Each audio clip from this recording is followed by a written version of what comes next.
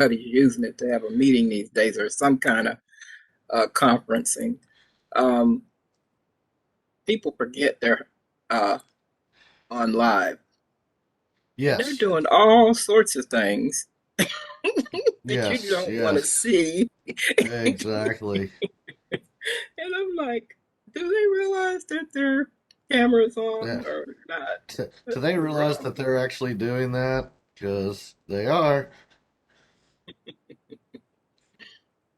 Oh, man. I'm gonna give it a 2 more minutes. See who else shows up. And go from there. Every time I schedule one of your meetings, I forget to attend. So I was so glad I popped on here right at the right moment today. Nice, nice. Yeah, I'm actually setting it up. And I just got it into place for my next webinars where as soon as you sign up for it, it sends you a calendar invite Okay. so that you don't forget. Cause yeah, if it's not on my calendar, I don't remember. I know what you mean. We got so I much mean, stuff going on and so many yeah, meetings going on. yeah. People are always inviting me to this meeting or that meeting and the other meeting. And so I'm like, Right. oh my goodness. If it wasn't for my Google Calendar, there is no way I could keep up with all this stuff. Yep. I if it's not on my calendar, I forget. And even Me if too. sometimes I had It's easy to forget when you got a lot going on. yeah, I even had a meeting on Monday and it was 11 a.m. and it was on my calendar and I just totally spaced it. I was working on stuff, my head was somewhere else, and I was like, "Oh, yeah, we had a meeting today." Don't even Oopsie. get me started. I had one on Monday, a new client, and I totally forgot. So I had to send her a really nice gift and an apology. Yeah. So Luckily I think the meeting yeah, luckily the meeting I was supposed to go to was somebody trying to sell me something. So I was like, I don't feel so bad. But I hear you. Well, that's just as bad as one of those marketing calls that you just have to hang uh, up on.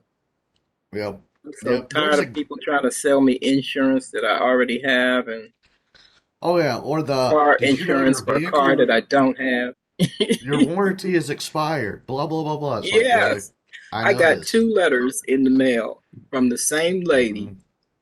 and I'm like, okay, let me put these on my desk so I can call her tomorrow. I said, this has got to Yep. stop. There's a guy in McKinney that actually makes a living off going after people that do that to you. Really? I need to know Yeah. him personally. Yeah. I found him on TikTok and I took a screenshot of it and forgot to send myself an email with it. But like when marketers call him and stuff like that, he's on the do not call list. Like he gets Mhm. 2,500 and 5 and 10 grand from each one of those people that call him because they're not supposed to call him. I was like, that is awesome. Wow. Yeah, definitely. All right. Mr. Randy, how are you, sir? Can you hear us? I can hear you. Can you hear me? I can. I was kind of Okay. wondering about that because Yeah. you got on first and I started talking to you and you never answered. So I was like, hmm. Apparently it's working now. Yes, Oh, apparently hold on so. a second. I'll be right back. Okay.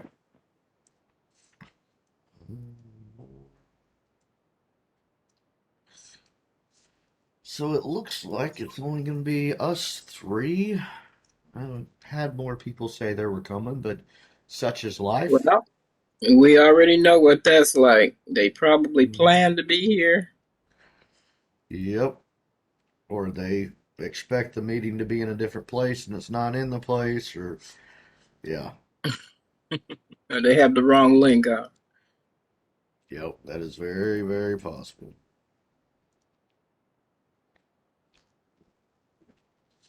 Or they're running late like everybody else.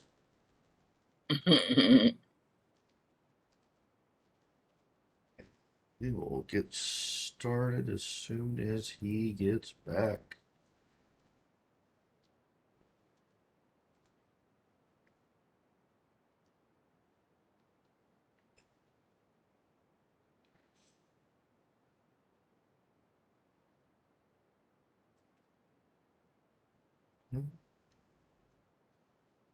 Yeah, I had 15 say they were going to come, but Uh, there's 15 people that said they were going to come, but okay.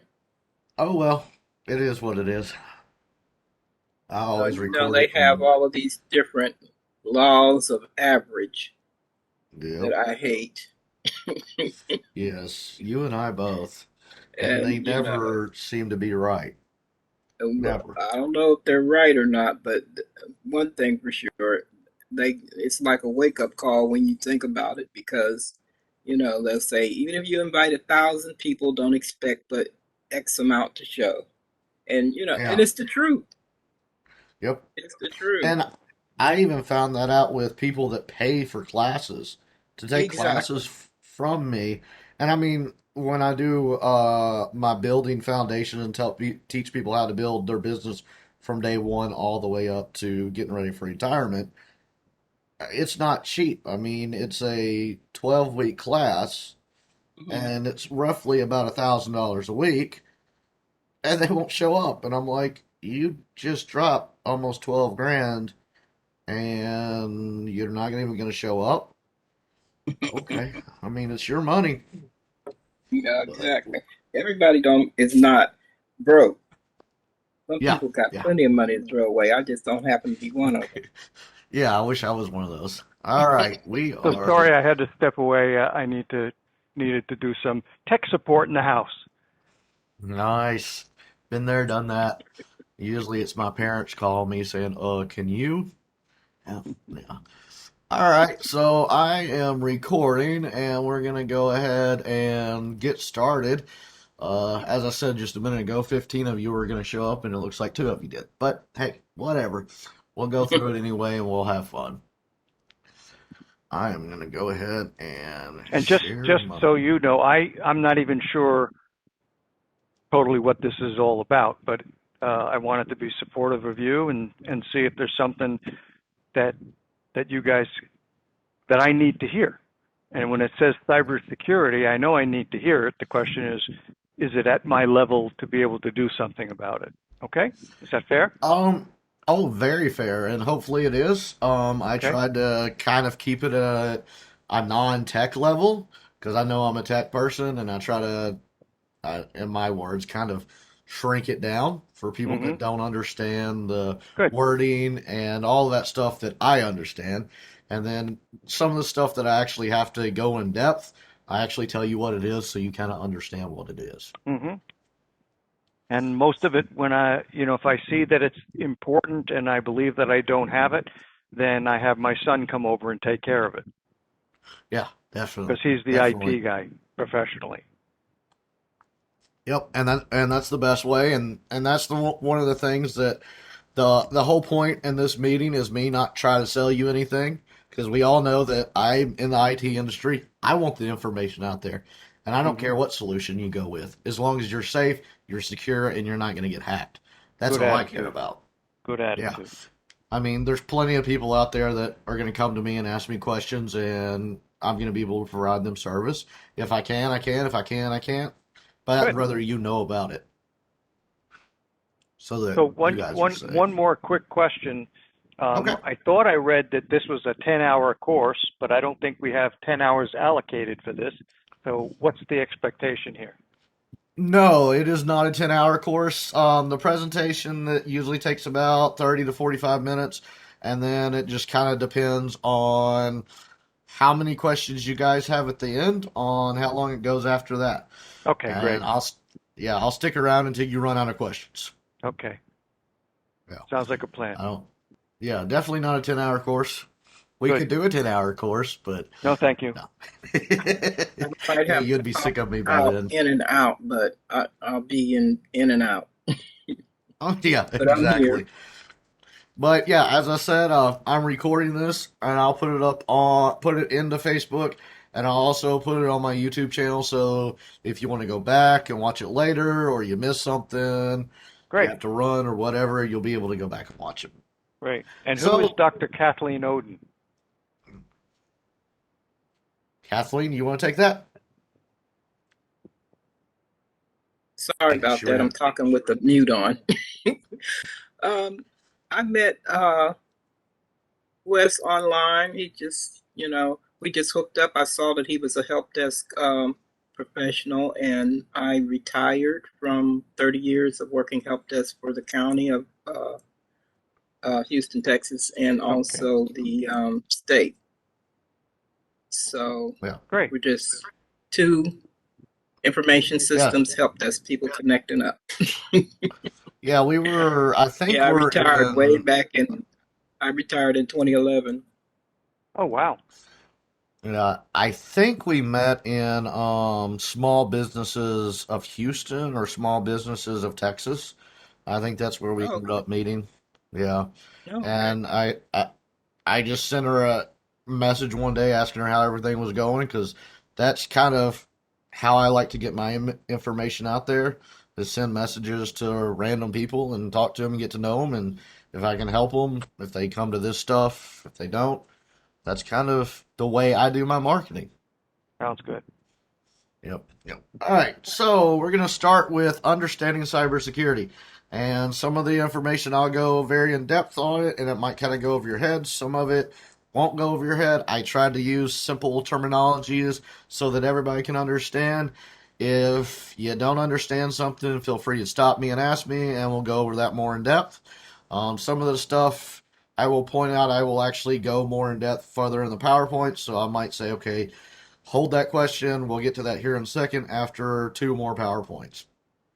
So I want to welcome everybody for coming to Understanding Cybersecurity. And cybersecurity is very important and it is very close and dear to my heart just for the fact that I've seen a lot of people impacted by it and I've seen a lot of companies lose everything because of a cybersecurity breach. All right, so a little housekeeping. Go ahead and mute yourself so that we can get a clean recording. I did put in here to save all your questions to the end. Well, let's just kind of ignore that. I should have taken that out. So if you have questions, feel free to pop in and ask me, and we'll go from there. All right. So this is hosted by me, Wes Sneed. I am a IT expert.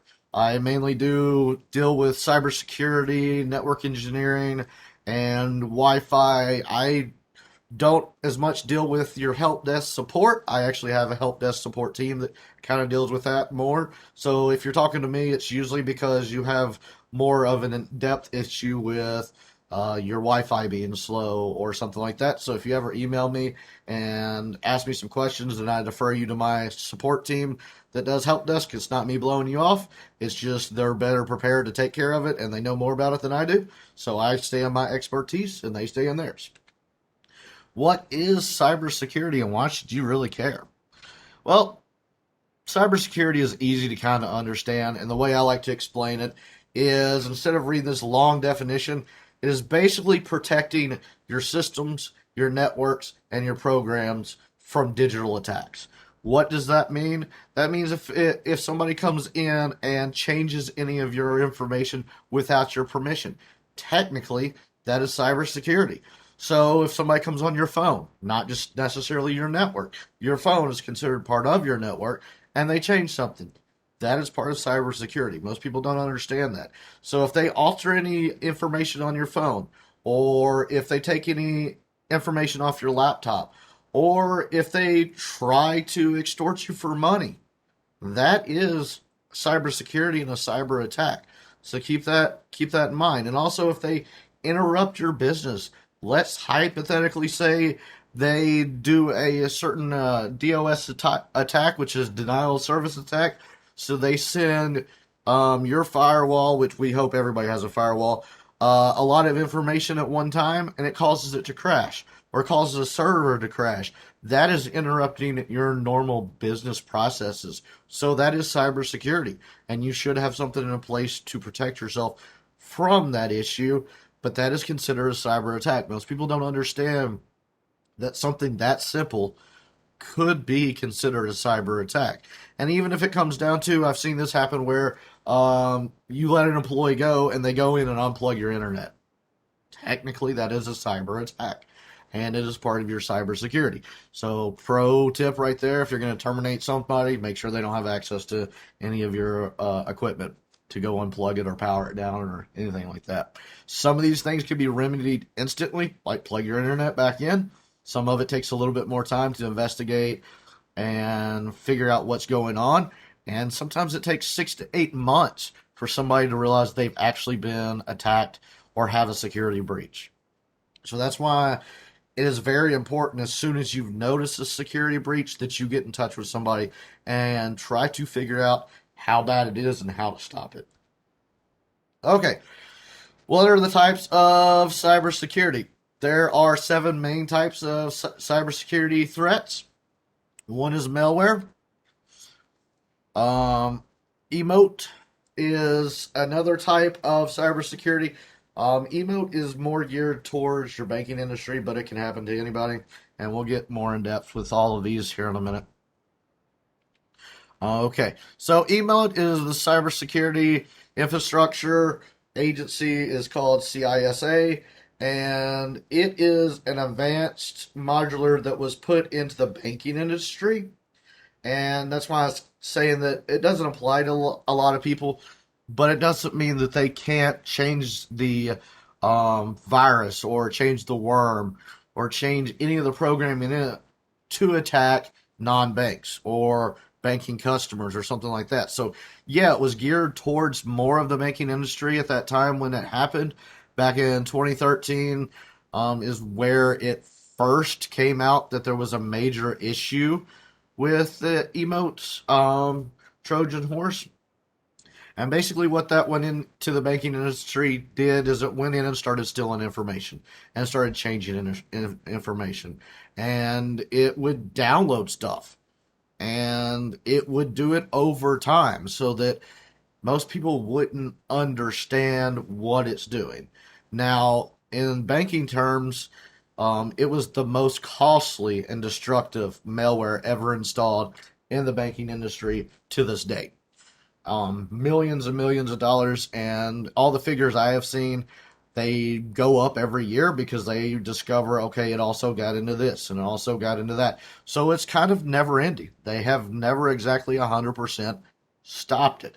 They've tried to stop it, and then the hackers add a new code to it or add a new variant to it, kind of like a virus or something like that. So it goes after something. So when it comes to cybersecurity, there is no one solution fits all. All right.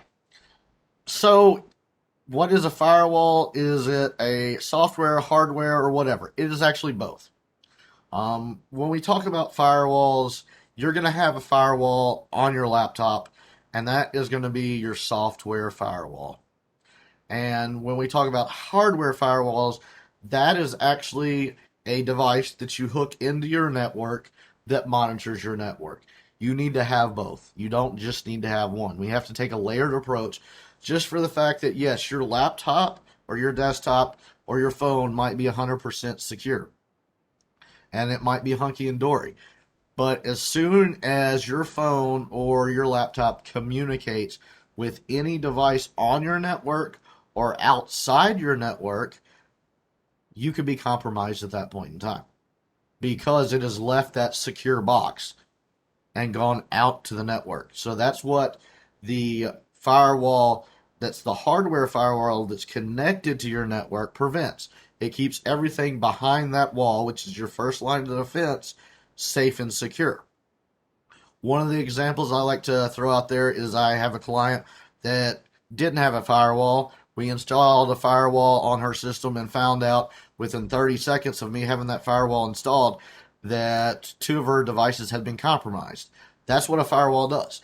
It stopped the compromise and stopped the traffic from getting out to where it shouldn't have gotten to, and alerted me that, okay, this device is trying to go to a malicious site and download and transmit malicious information. That could have been going on for months because she didn't have the proper equipment in place to notify anybody that, okay, those iPads or that desktop was compromised. So doctor's office, lawyer's office, or something like that, where you have very sensitive information, you definitely don't want something on your computer getting hacked because you don't have that firewall in place. It's safe on the machine, but as soon as you transmit any traffic over the internet, it becomes unsafe. There are different technologies that you can put into place to keep that from happening. There are good sides and bad sides to both of them. When you put a device, a firewall in place, you've got to remember that yes, it can actually slow your traffic down, because you have to look at it like this. It is a big funnel that's taking all the traffic in from, say, multiple devices. It's got to look at every single one of those packets and inspect it. So think of a packet as a letter. So you have to open the letter, you have to read it, make sure it's going to appropriate site, put it back in the letter, and forward it out. That is what the firewalls are having to do. So yes, it's going to slow it down. Usually it's not noticeable, but sometimes it can be. Different firewalls can handle different amount of traffic. So when you go to look at a firewall for your home or for your office or something like that, you need to size it appropriately. One of the best ways to look at that is see how much internet traffic you use, average it out, because yeah, you might use 30 gigs over a whole month. Well, that's a gig a day. So do you need a firewall that can handle a gig a minute? No, you don't need that. You probably need one that can handle about 750 megabytes per second or something like that, or a little bit less if it's your home versus your work environment. One of the things I actually like to do is, when I'm selling a customer a firewall, is where it's upgradable. So if they hit that I'm at 750 megabytes per second and I need more speed, all we've got to do is upgrade their license and they can get more speed, or even plug in another cable so they can get more speed at that point in time. So that's one of the things that a lot of us try to do, is get to the point where if you need to expand, or if you plan to expand, like add more employees, or say one of your kids is about to come home from college, or they're about to get to that age where they're going to have their own laptop, notebook, phone, and all that, you've got to appropriately size your network for that and your firewall for that, because otherwise it's going to bog it down, and we don't want that. I do not know why this just did that. That was weird. It shouldn't have jumped like that. But a denial of service is one of the types of cybersecurity threats that you have to have stuff in place to keep you safe from. Denial of service is basically easy and simple. We could read this whole thing, but it floods your computer with a lot of information at once and causes that card, so your Wi-Fi card or your Ethernet card that's plugged into the network, to get overloaded, where it just starts dropping packets and can't pass that information anymore. So what does that usually do? That usually means your server or that firewall or something like that just shuts down to protect itself. That's one of the things that it does to safeguard itself. Well, if it's not set up properly, let's say it's not set up properly, let's say somebody set it up and didn't know what they were doing. Well, the firewall stops the denial of service attack from going on and stops it from going to your internal system. That's awesome. That means all of your internal stuff is functioning fine and works great, but you still can't get out to the internet because of that denial of service, because the firewall did what it was supposed to do and shut itself down to keep the attack from going further. Well, there should be a rule in place that blocks that IP address or that source of that attack and opens everything back up. Let's say the attack is coming internally. You've got software on your computer that's been compromised, and the denial of service is actually coming from internally. By you not having that firewall in place, nobody's going to know that attack is coming from your laptop, so you could bring down your whole network and nobody would even know where it came from, why it happened. Most of the time, when you notice your internet is slow, that's what's going on, is a denial of service attack. This happens quite a bit. People do not realize how often a denial of service attack happens. One of the next things that they add to it is the distributed denial of service attack. Basically what that is someone is hacked into multiple computers and they are sending multiple packets to your computer. So there's, say, 40 different computers across the internet sending your lonely, poor little computer packets all at the same time. Well, your poor little lonely computer can't handle all of that. So it shuts it down and it causes it to crash. That's just how it is. There are tools that you could put into place, like a firewall, that will prevent that. And I was saying, it will see, okay, there are 30,000 packets coming from this resource. We need to block that. Sometimes it could be a legit IP address or address that everything needs to get to. So it might look like a denial of service attack and not be a denial of service attack. Perfect example, when I worked for a school district, we put in a new firewall during the summer, because that's when we did all of our work, was in the summer. We put in a new firewall and we set up our firewall rules to stop denial of service attacks.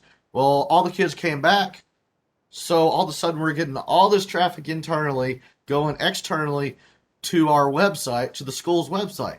It looked like a denial of service attack because now there's 300 people trying to go to this website to do their schoolwork, and they can't get to it because our firewall kicked in and said, no, this is a denial of service attack. So we had to write a rule that said, okay, expect at least 300 users. But as soon as you see 500, alert us and let us know. And we will look at it and say, okay, yes, this is one. No, it's not. So it's kind of a double-sided coin on that if it's set up. So keep in mind that that's one of those things you've got to look at over time is, are you getting too many packets? Are you getting too less packets? One of the things I actually do with my clients is I monitor their systems 24/7, 365, and I will go back and look at the history over 3 to 6 months and see, okay, this is usually when they work. This is how much traffic's coming in and out in those usual times. Another example of keeping everything secure is I had a doctor's office. It alerted me that they were using about 30 gigs on a Sunday. It don't work on Sundays. Well, one of kids decided in an apartment complex across the street to actually run a cable to the office and plug it into a plug outside the building that we didn't know was there. Didn't know it was there. He wanted to be able to get on his PlayStation or Xbox or something like that. So on the weekends, he knew nobody's there. So he would run his 200-foot cable across the parking lot and plug it in. If we wouldn't have had that firewall in place, we wouldn't have known what was going on. So I saw, okay, this is a problem. I asked him, hey, are you working on the weekends? Maybe they're taking their kids up there with their Xbox or PlayStation. And they're like, no, we're not doing that. So that's one of the things to have monitoring on your system so you can see traffic. All right, so the next attack is a man in the middle. Man in the middle is basically easy and simple. Is we go back to the envelope. So the envelope is passing across your internet, and the man in the middle, another guy comes out, picks it up, reads it, and then passes it on to the destination. That person that just opened that letter is not supposed to be there. That's a man in the middle attack, and that's usually what happens the most when people don't have a firewall in place, or if you're on public Wi-Fi. So when you're on public Wi-Fi or something like that, they can steal your data that way because it is unsecured. One of the ways to secure public Wi-Fi is use a VPN, and that is a virtual private network. We'll go into that more details, but that is one way to keep yourself more secure.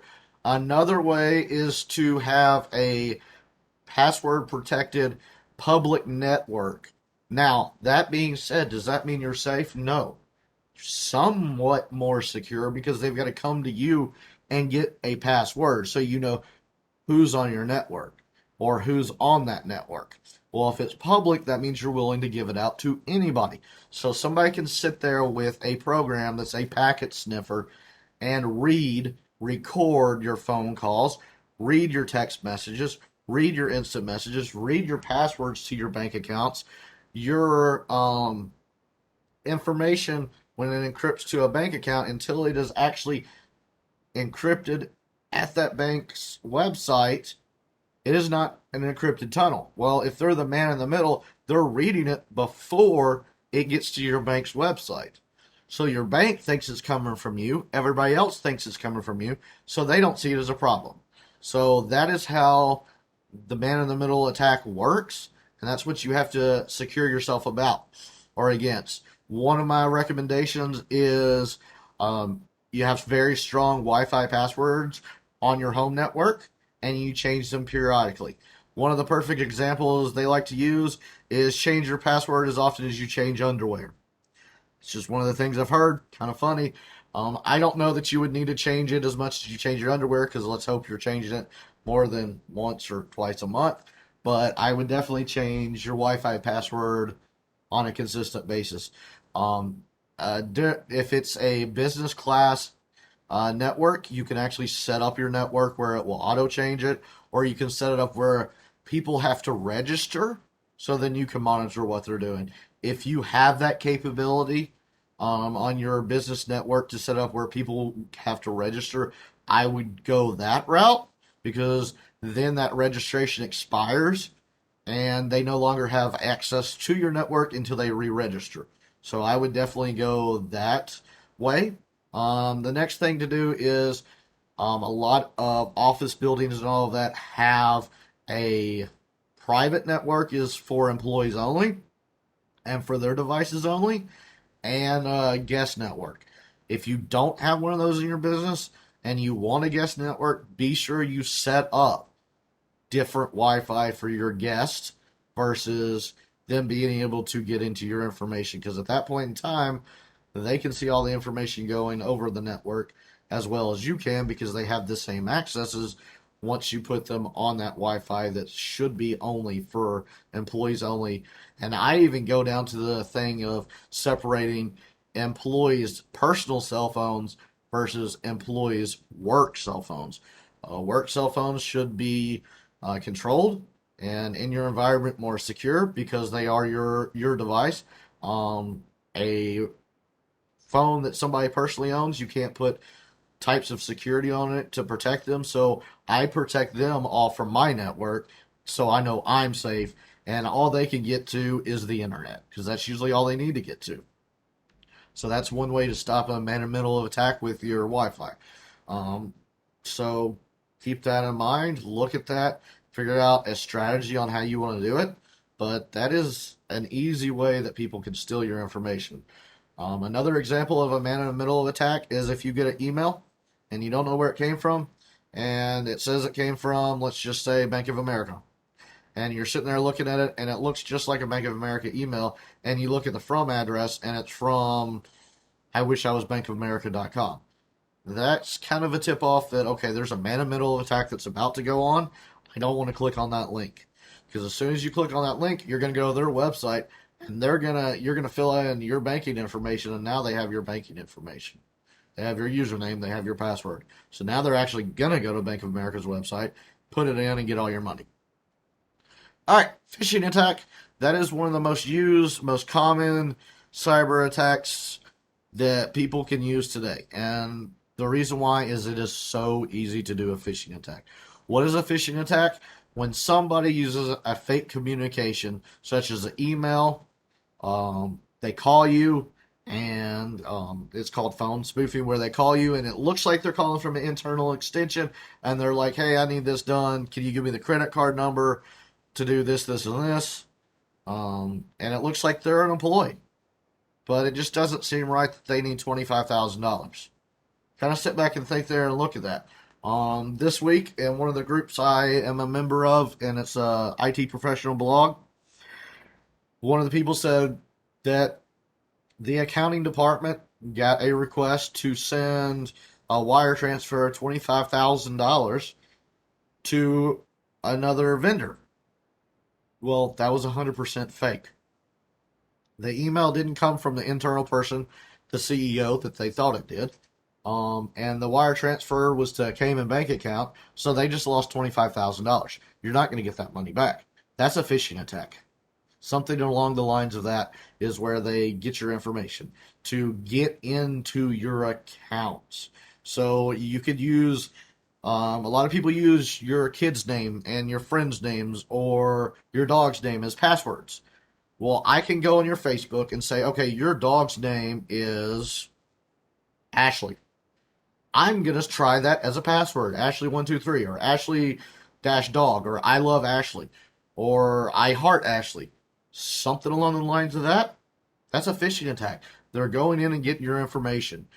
That's why when it comes to passwords, you never use anything that is related to you as a password, something that they can't guess. Another thing that I suggest when it comes to passwords is you never use an actual word that can be found in the dictionary. They will actually go download the Webster's dictionary that has every single word and try to figure out your password by copy paste, because people like to use words from the dictionary. So if you're going to use words, make sure they're random words, or make sure they make no sense whatsoever, or make sure you replace it with instead of an O with a 0 or an E with a 3. But they're also catching on to that too. So it's better if you have your own algorithm or you use a app that generates random passwords to do that. And I would say make sure your passwords are no less than 15 characters.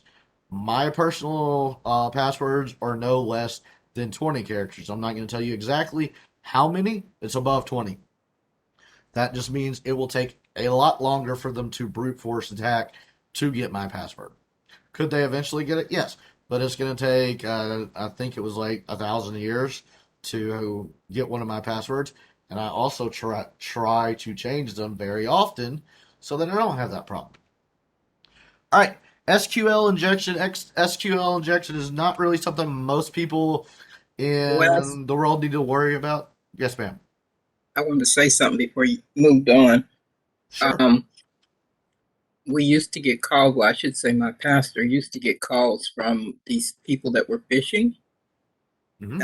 And the number on her phone, I mean, the name on her phone would come up and say Microsoft, but Yep. it wasn't them.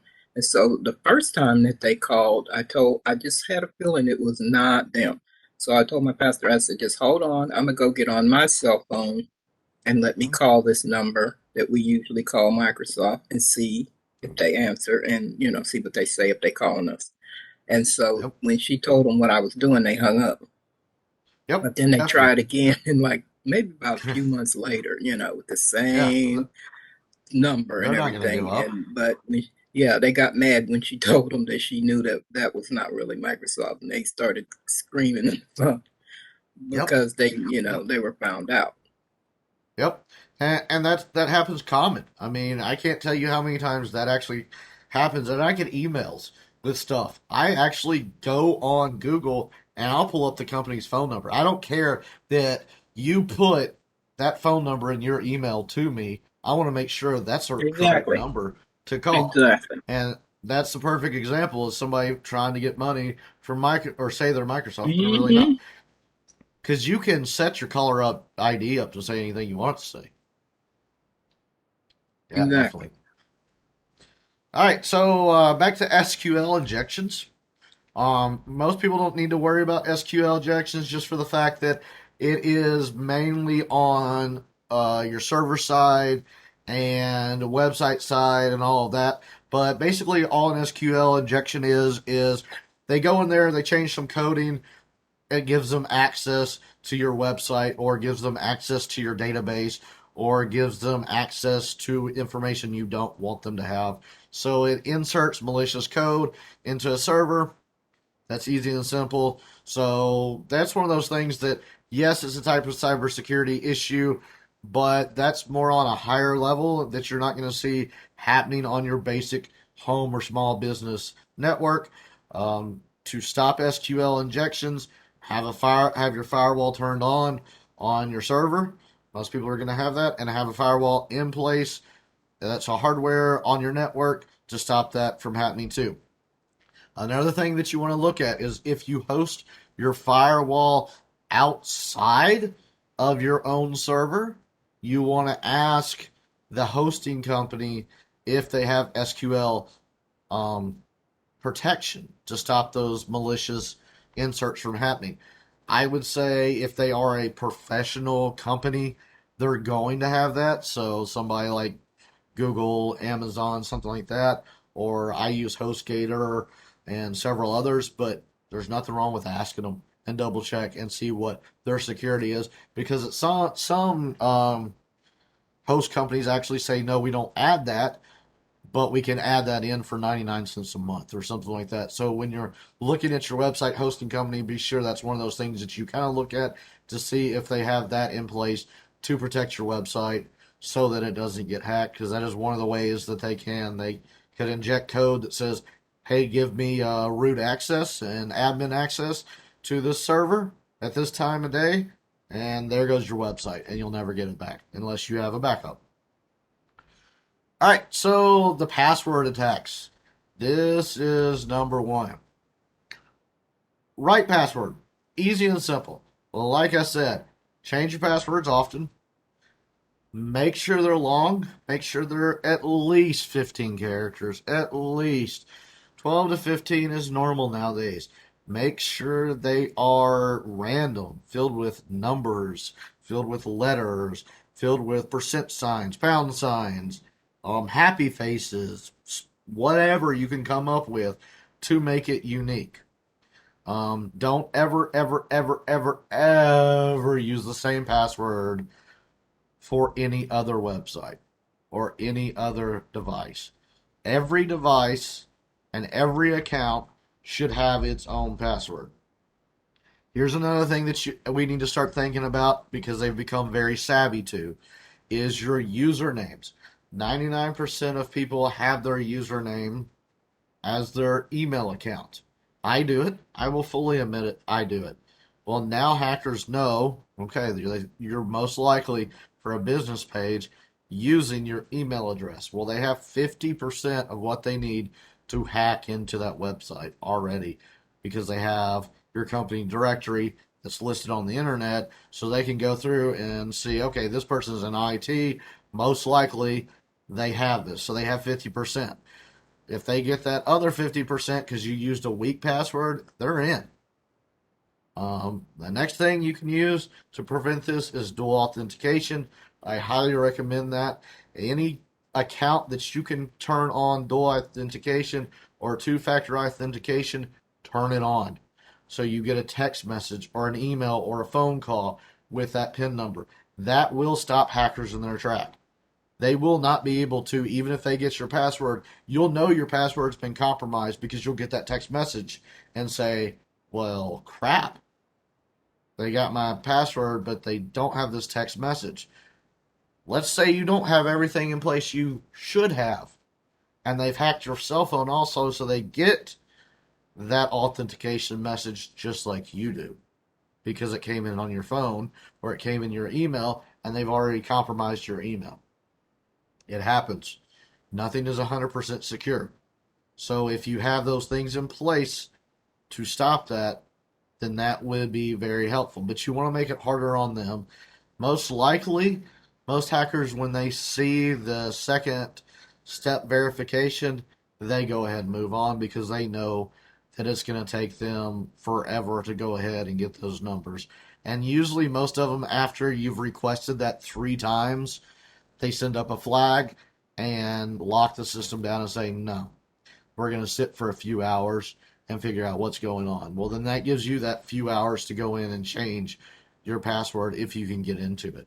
Because some accounts will actually lock everything down until everything settles down and they confirm that it is you. And they may ask you several security questions to verify it's you.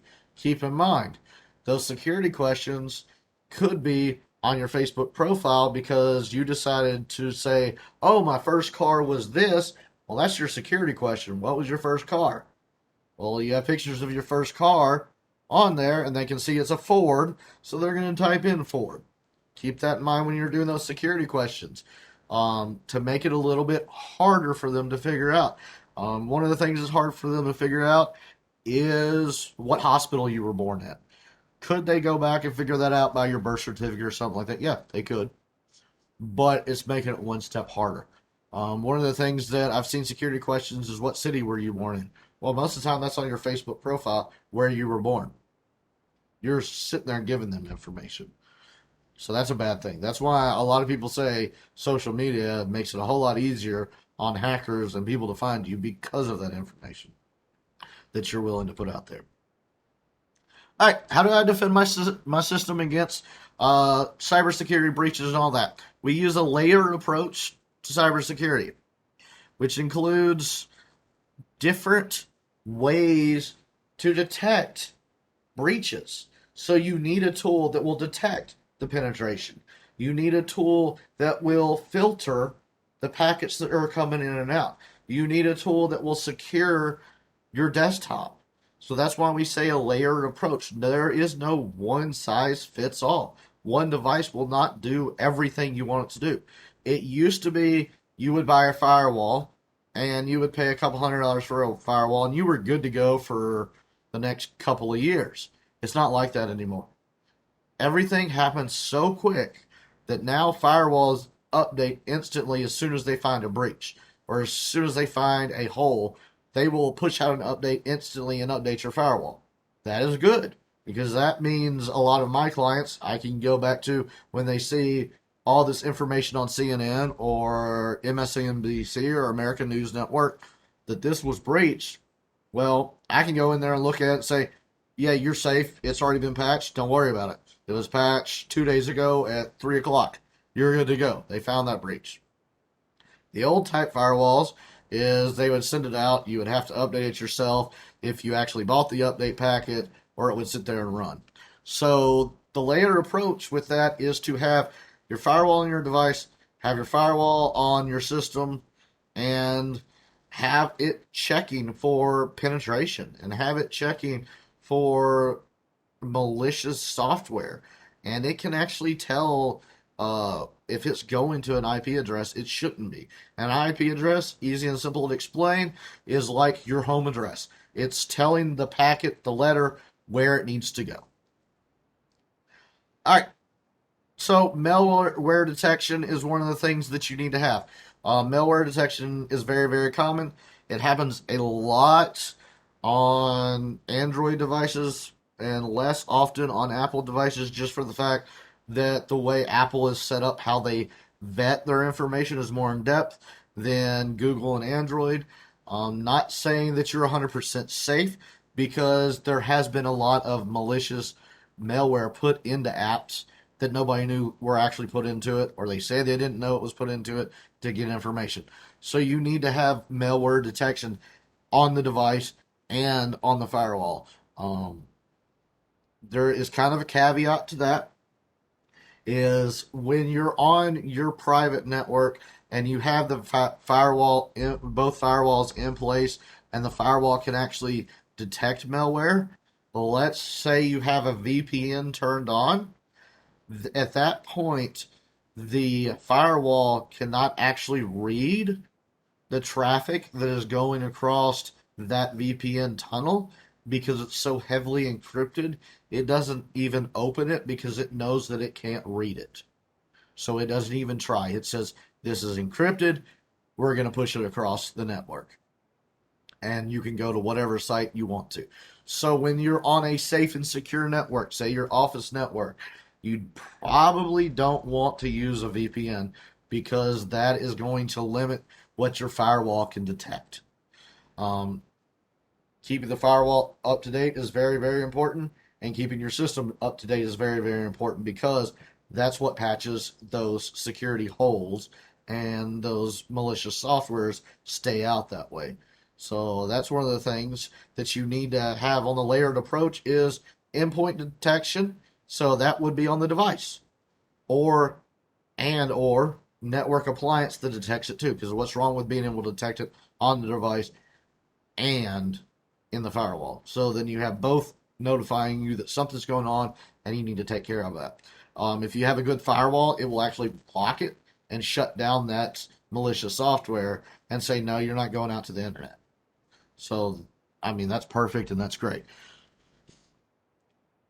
So network security, what you need to look at for network security is you need to look at a next generation firewall. What is that? That is a firewall that can be instantly updated or constantly updated, that has your penetration detection in it, that has the ability to analyze packets to see how much information is going over the network. I actually have things in place on my network that if there's a high usage on a Sunday at an office that is closed and they push over, say, a gig, that tells me something's going on and it sends me an alert. So I'm like, what's going on?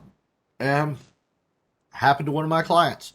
I go and look at it, and that was when my firewall is updating, and that's when their switch and routers were updating, and that is when their TiVo, whatever you want to call it, DVR, was updating its system. So all the systems were updating at once, so it was pulling down a gig of stuff. All right, that's normal. Even though it alerted me to it, I said, all right, so Sundays between this hour and this hour, I need to bump it up to 2 gigs instead of 1 gig because then I know this is what it's downloading and this is what it's doing. So a firewall that actually analyzes that and will detect, okay, this is not normal significant traffic. What's really going on? And just alert one of a cyber expert or somebody to look at it. And like I said, it could be nothing. It could be harmless. But then again, it could be that kid running over there plugging in their Xbox into the network, watching YouTube and all of that. That's, if you want to allow that to happen, that's all on you. But I mean, you're paying for the internet speed. But I wouldn't, because you never know when they're going to download something malicious and it's going to happen to talk to something on your network because you don't have stuff in place to prevent that. And then guess what? Now all of your devices, your laptops that were doing their updates happen to be infected. So keep that in mind. So you need that type of firewall. You need that type of protection in your network to be able to see that. And you also need in the firewall is a prevention system. There are actually, they do make systems. There are 2 different devices. One is a firewall, and then one is a penetration detection system. Totally depends on how you want it to be set up or how you want your network to be set up. The reason why I say that is, let's just hypothetically say you have a guest network set up. You don't really care if there's malware and all of that stuff on personal devices because you're not going to be able to fix them because they're personal devices. And you don't really care that it's causing their phone and their stuff issues because they're on the guest network. Well, you would care if it is on your device or your internal stuff. So that's where you would use the penetration system on that. I actually, most of my firewalls are both the devices put into one because it's cheaper and easier to sell it that way. And if you don't want that prevention of malicious files and all of that, we subnet or put a VLAN in place, which subnets your network so that those 2 networks can't even see each other, so they don't even know they're there. So it doesn't tell me anything that's going on that network, and it's unsecure, basically. But it's a guest network, so you really don't care because it's not ever going to interfere with your network. All right, so another thing you need to have is website scanning. If you have your website or if you're hosting or something like that, so it will actually scan your website to go through that. And you also want to have it where it will secure your gateway. So what that means is any traffic that is coming in to your phone or to your device is scanned before it comes into the network. Most firewalls do that. Some of them don't. Some of them just detect certain things. So that's why I say when you're going to get a firewall for your system, you need to make sure it has web scanning capabilities.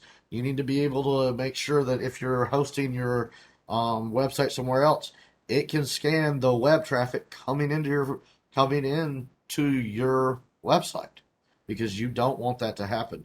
It also scans, as you can see, it scans for malicious domains, IP addresses, URLs that say they're supposed to go to Bank of America and they don't go to Bank of America, something along the lines of that.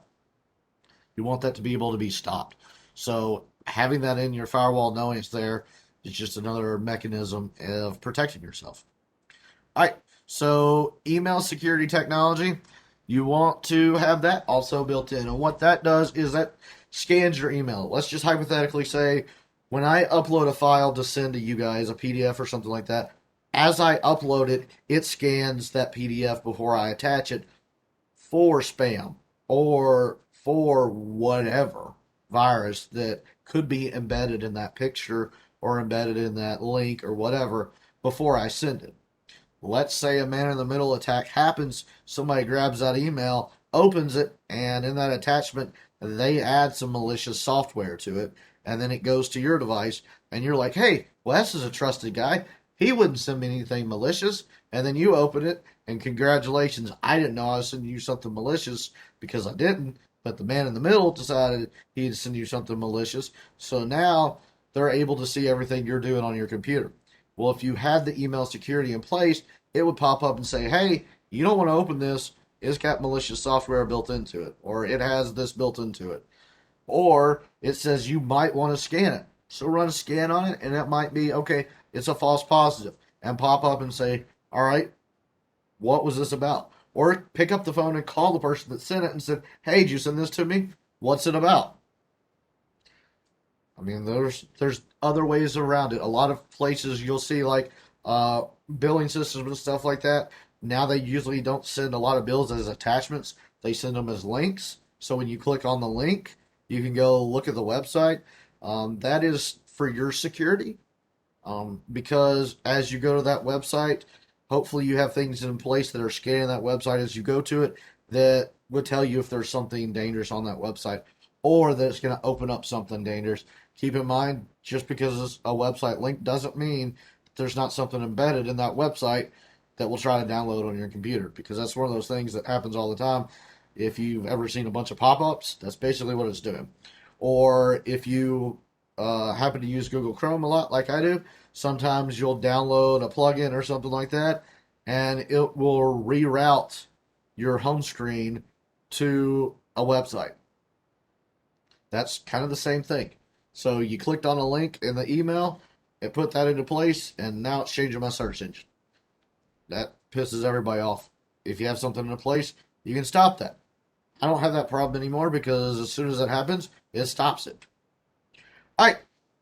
Why is it important? Well, look at this statistic right here. If you don't listen to anything I said all through this whole entire thing, listen to this. 93% of all breaches could have been avoided by taking one simple step: updating your software. The gas pipeline that was hacked not too long ago, you know why it was hacked? Because they hadn't updated their software in 3 years. Why do you think those updates are sent out? They are to patch vulnerabilities and holes and breaches in security. That's what they're there for. Download them. Update. Don't wait. Do it now. I can understand if you get it today, you wait till you leave the office for it to run tonight. I get that. I understand that. But do it as soon as you can. Don't wait. Please. All right. Just to look at the cost. Let's look at how much this costs.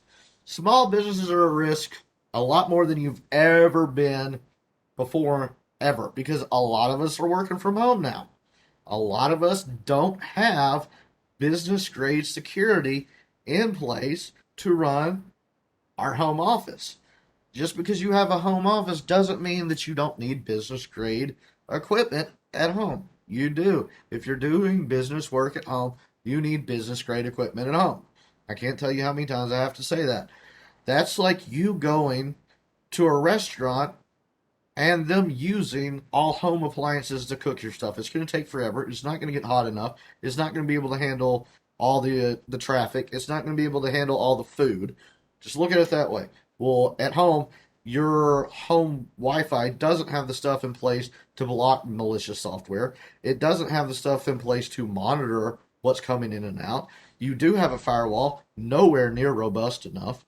I mean, the ISP is giving you a firewall free, so that tells you how well it's going to work. I mean, I've always been told if something's free, that kind of makes your red flags go up and make you a little suspicious that I'm relying on a free thing that somebody's given me to monitor my network, and it is yet to ever send me an alert. Well, one of the things that most people don't realize is the first time you call in for tech support and you ask them, why is my network slow? You know what the first thing they turn off? Your firewall. It's the first troubleshooting step they use. They turn off your firewall because that's filtering the packets and looking at the packets and slowing everything down. So now you don't have a firewall at all. So 62% of all small businesses are being hit by cyber attacks. 72% have had a cyber attack in this past year. This information is from 2020 and 2019, kind of blended together. So I haven't gotten the 2021 data yet because the year's not over with, so we don't know. If you look at the average cost of a compromise in 2019 is $1.24 million. I don't know about you, but I don't have $1.24 million to hand to somebody or to build my reputation back or to build my client base back. But if you have a cyber attack, that's what's going to happen. You're going to have, they do offer insurance. You're going to have something in place to get your customers' confidence back. Because would you want to use a company that doesn't take their cybersecurity important? They're like, oh, well, we decided that buying a firewall that would cost me $500 to keep my customers safe isn't worth it. It is to me. 74% say their response time has increased or is about the same. What does that mean? That means how fast you're able to figure out that you've been breached. That's one of those things. 69% agree that they're targeted more small businesses. I mean, that's evident. If you look at some of the statistics the FBI has already released this year, that cybersecurity attacks are already up 400%. So that just tells you right there, they're through the roof. So look at that. 58% say they do not have visibility into their password protection practices. What does that mean? That means that you don't have a policy or something set up to say how many characters somebody has to use for a password or how often they have to change a password or something along the lines of that. So 58% of all companies that are small businesses don't even care about passwords. That's scary, really scary. All right, so we're going to jump into Q&A. If you have any questions after this meeting, feel free to reach out to me and send me an email. If you have any Q&A right now, we can go ahead and jump into that.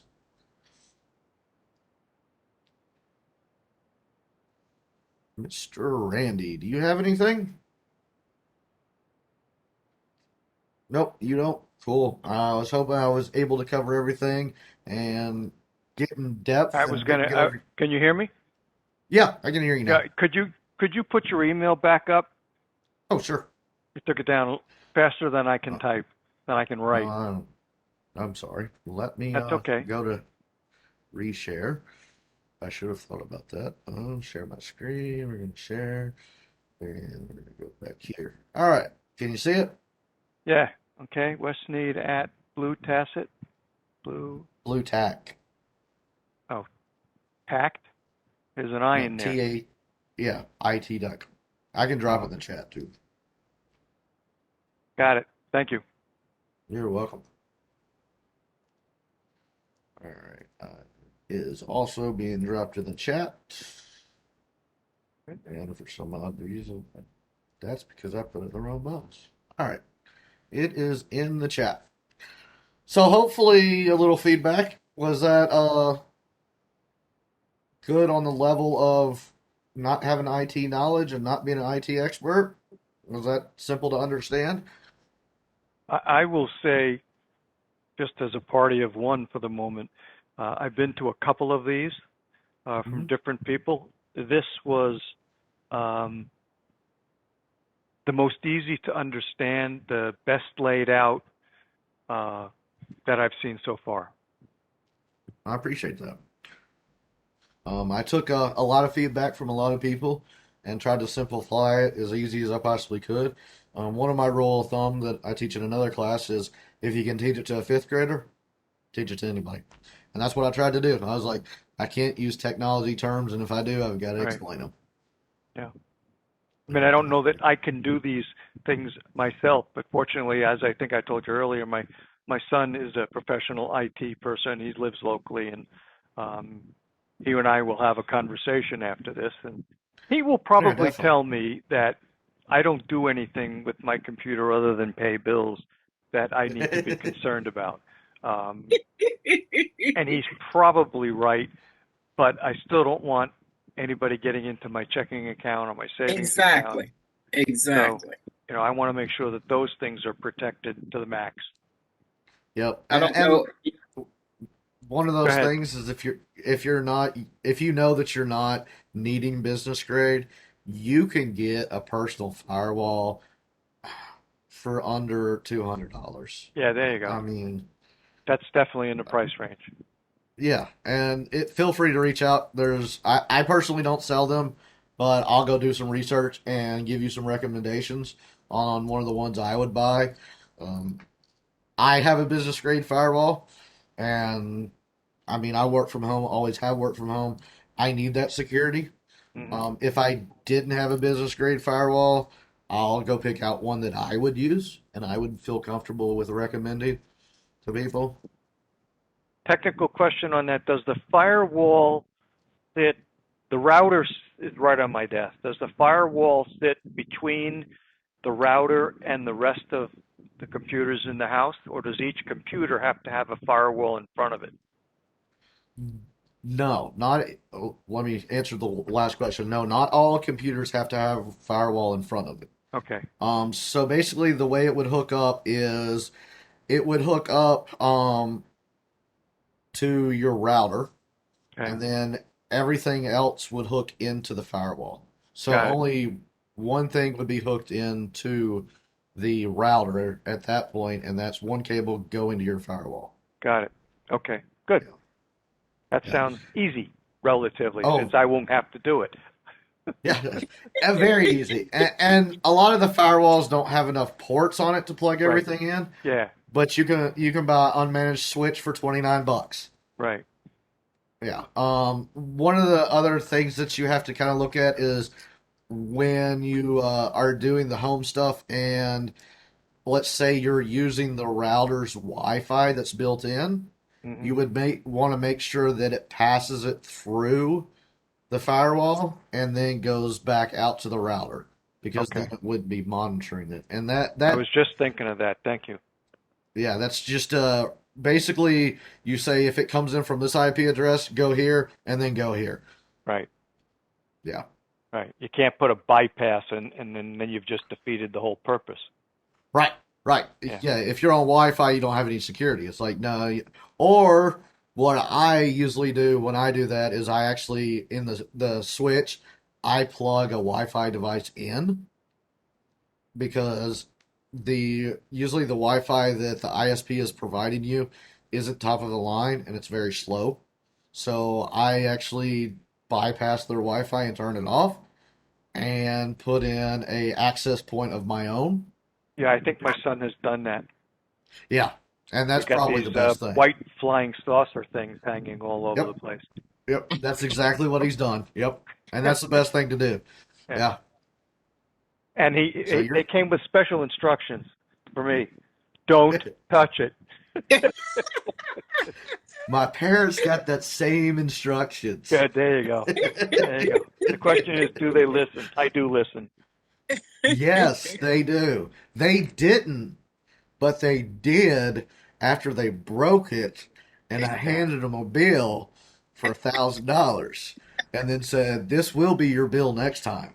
And I they ha decided, I have great pride in the fact that I know what I know and I know what I don't know. exactly, And I yeah, try to exactly, deal in the realm of the first and leave yeah. the rest to the experts. I'm the same way. If I don't know anything about it, I'm either gonna go learn something about it, or I'm gonna say, hold on, let me find somebody Yeah, that let me does." find somebody. Yep, Well, that was, I do need to excuse myself. Um, cool. but I thought that was excellent. Do you mind if I recommend you to the two networking groups that I'm active in? Sure. To see if if they would be interested in hearing you. I mean, we have. Do you Yeah. know Mark Weber?